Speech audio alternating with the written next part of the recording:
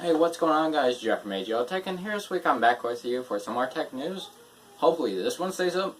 Last week's went down. It got flagged for being inappropriate after like 18 hours, so yeah, I wasn't very happy about it, but at least it's only a temporary strike for 3 months, so at least there's an upside to it. I mean, it could have been a permanent one, but luckily it wasn't. Thank you, YouTube, for not making it permanent. I'll thank you for that one. So hopefully this one will stay up, so let's get into it. Let's start off with something we don't hear a lot from. So first we're going to start off with Fitbit. Fitbit Chief Executive Officer James Park says that the upcoming smartwatch will have a app platform.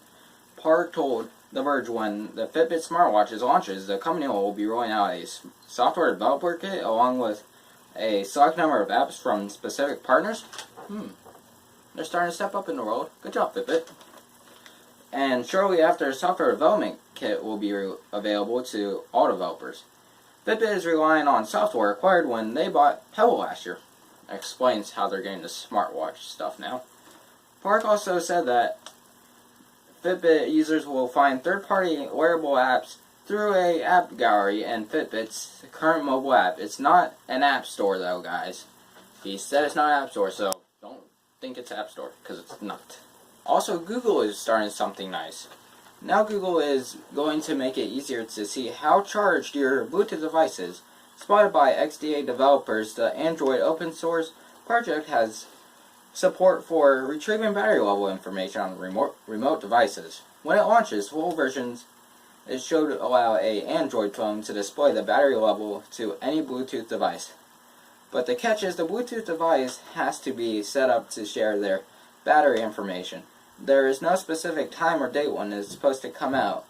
Some Android phones already have this feature, but if you don't have it, that's going to be nice for you. If you use a lot of Bluetooth devices, comment down below what you think of that, because how much do you think you'll actually use it? I don't really use it when I wish I had it for my watch, but I mean, it's probably because I can see my percentage right there on my watch. So, Motorola added 2 more smartphones to their Moto G series, the G5S and the G5S Plus. The Moto G5S will become equipped with a 5.2 1080p display. That's going to be nice to have for a budget smartphone. A 1.4 GHz octa-core CPU, rear megapixel camera, and the nowadays standard 3000 mAh battery. Huh. Yeah, that's what it basically comes down with smartphones. Right? They basically mostly come with 3000 mAh. I don't know why, but maybe that's the sweet spot. Maybe. And then you also don't have to worry about phones blowing up unless it's a really small phone with a 3000 mAh battery, because then I'll be worried. But hopefully no more blowing up smartphones.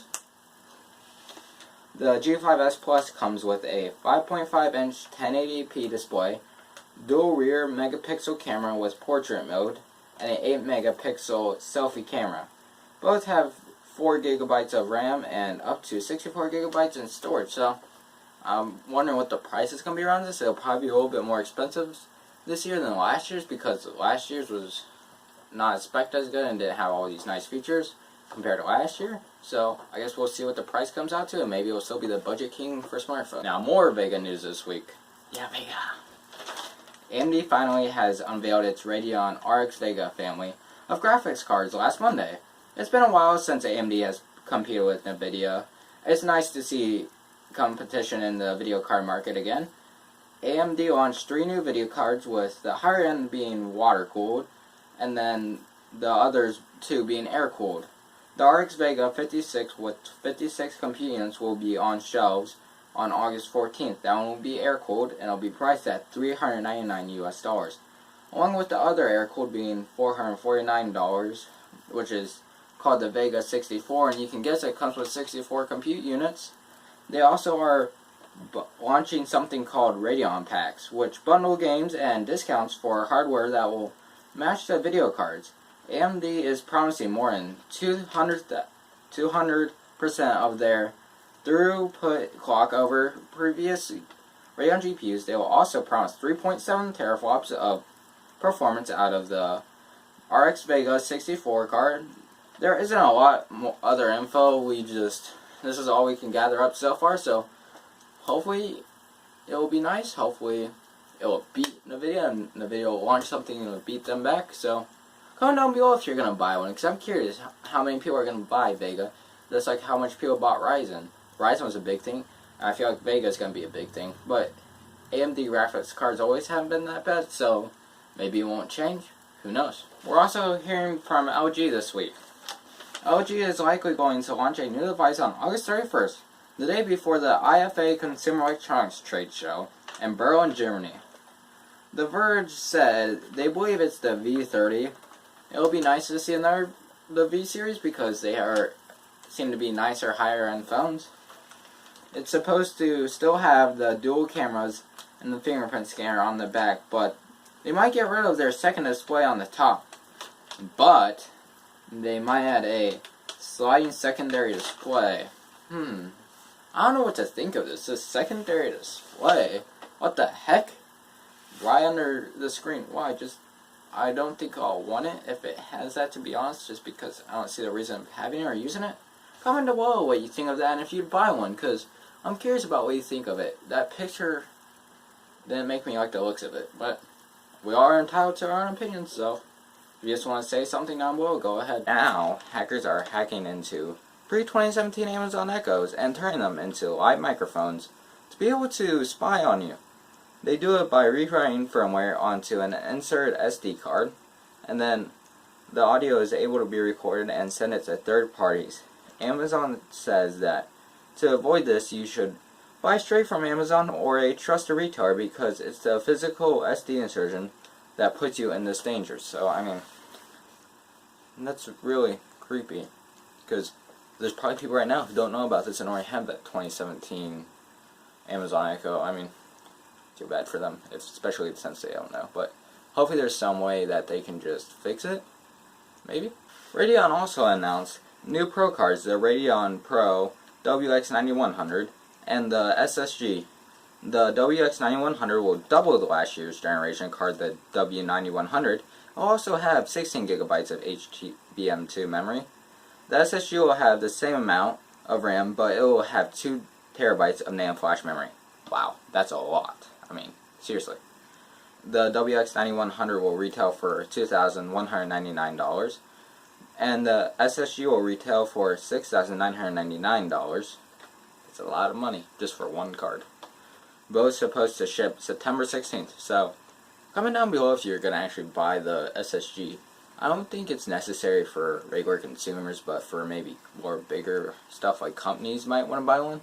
But I mean, why not the Quadro? I don't know. I guess it's your preference. So even more stuff from Evan Blass. He showed off some leaks of the Samsung Galaxy Note 8. If this is true, it will be Samsung's first dual camera setup. It looks like the S8 with a dedicated Bixby button. That's new, and I don't see why they have a button just for Bixby. Hopefully they make it so you can change it just so it isn't just for Bixby, or it could be just some app that you use a lot. And it will also have the S Pen still. Like the S8, the fingerprint scanner is on the back by the camera. You think they would move it because a lot of people were complaining about on the S8, but I mean, Samsung does what Samsung wants to do. And he also had some of the specs for the phone. It might have a 6.3-inch AMOLED display, Snapdragon 835, 6 gigabytes of RAM, 64 gigabytes of storage, 12 megapixel camera sensors, and a 3,300 milliamp battery. Supposedly it will cost $900. That's a lot for a smartphone. Would you spend that much just for the Note 8? I mean, that's a lot of money just for one smartphone. I would stick with more like a Pixel if you're going to go for a high-end, or the S8, which looks really nice. I like the Pixel and the S8. Or even the iPhone. I heard the iPhone might be costing $1,000 or more. So, I mean, you choose your pick. You can waste your money where you want, but I feel like it'd be throwing a lot of money down the drain, to be honest. But you make your own decision. For the past 2 years, Canadians are digital adepts and have been developing the All Controller. It's the world's first truly universal controller. They have started a Kickstarter campaign and have already reached over $100,000 pledged, with over 40 days left still at the time of writing this. The All Controller has a 40-hour battery life, uses USB, Bluetooth, also even a wireless dongle. Dongle world is starting to come. It has back paddles, button mapping, macro keyboard, and mouse mode. It's currently compatible with iOS, Android, Windows, Linux, Mac, Apple, and Android TVs, Steam, PS3, PS4, Xbox 360, Xbox One, and it's supposed to be getting Wii, Switch, and Wii U. The controllers also has a built-in screen. You will need to pledge at least $79 US for this wireless version. Now, if you always just want to have one controller and be able to use it with everything, I'll check this out because this seems interesting and it looks pretty nice. And it doesn't seem too bulky either, so it's worth checking out. So like this video if you like it, get subscribed down below, and I'll catch you on the next one.